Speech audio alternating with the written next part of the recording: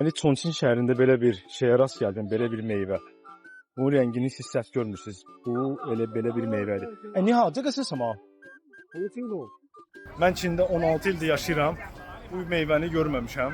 Gəldim Çonçində gördüm. Videolarda deyirlər, Çinlilər 2050-də yaşayır. Bəzi məqamlarda 2050 deyil, 1050-dir.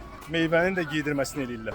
Təbii ki, mən inanmadım və ChatGPT-dən soruşdum ki, bu nə meyvəsidir. ChatGPT də bunun dırnaqarası variant olduğunu təsdiqlədi. Yəni təbiətdə belə bir meyvə yoxdur. Eybi yoxdur. Mən lox halını aldım bunların gözlərində və bir neçə meyvə aldım. Həm video çəkim, həm də dadına baxım. Hələ tərəziyə baxın. Tərəzi də elə loxsan deyir. Meyvəni aldım, yoxlayım ki, bu kraskalanmış, boyalanmış meyvə dadı necədir, nə meyvəsidir bu? ChatGPT deyir də indi əslində nədir bəs? Baxaq. Alçadır. Boyalanmış alça. Sonradan fikirləşdim ki, daha çox gavalı dadı verirdi. Amma pis öldü daddır. Hələn bir ədviyyat da qatıblar.